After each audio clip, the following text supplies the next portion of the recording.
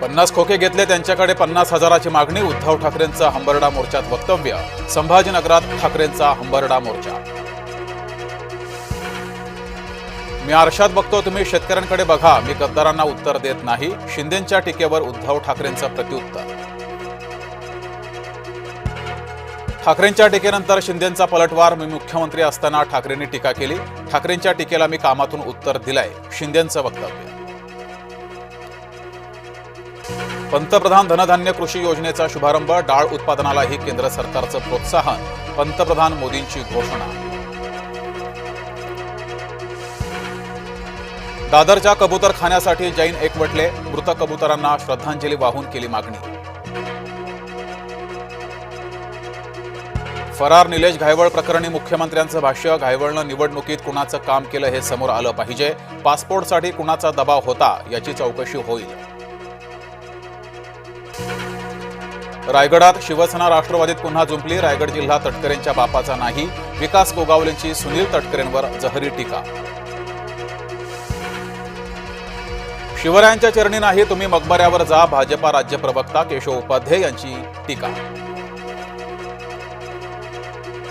चीनी मालावर आता अमेरिकेमध्ये 150% करभार. आयात शुल्कासोबतच चीनी मालावर आता 100% अतिरिक्त कर. भुयारी मेट्रोला भरपूर प्रतिसाद. आतापर्यंत सुमारे 3 लाख प्रवासी भुयारी मेट्रोनं केला प्रवास. मोबाईल नेटवर्क नसल्याची तक्रार कायम. आमिर खान मुत्तकी देवबंद दौऱ्यावर. अफगाणिस्तानच्या परराष्ट्र मंत्र्यांचा दौरा सुरू.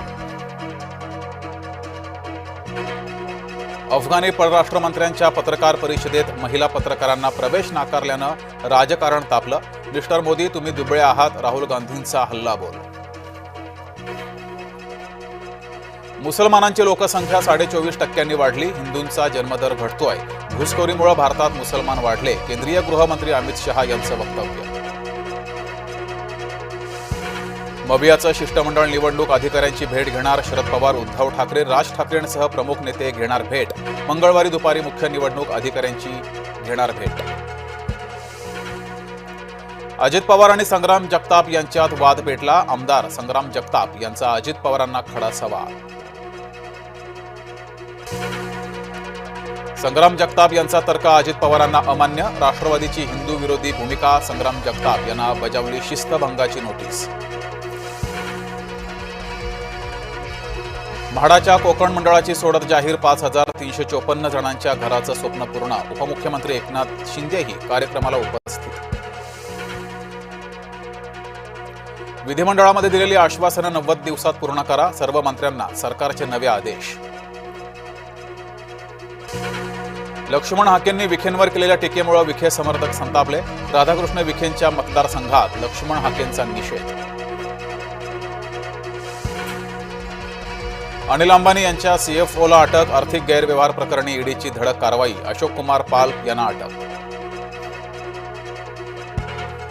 मेट्रो 14 मार्गिकेच्या निविदांना प्रतिसादच नाही. कांजूरमार्ग बदलापूर मेट्रो मार्गिका रखडणार. प्रशासनावर नव्यानं निविदा काढण्याची नामुष्की.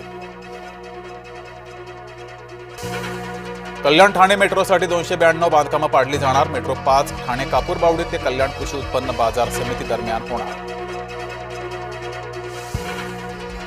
पनवेलमधील खासगी रुग्णालयातून आरोपी फरार. आरोपी राजकुमार म्हात्रे हत्येच्या प्रयत्नातील गुन्हेगार.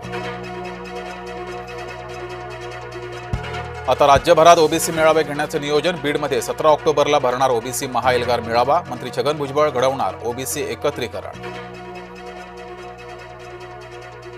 आणि बिग बी अमिताभ बच्चन यांचा वाढदिवस. पद्मविभूषण अमिताभ यांचं 84व्या वर्षात पदार्पण.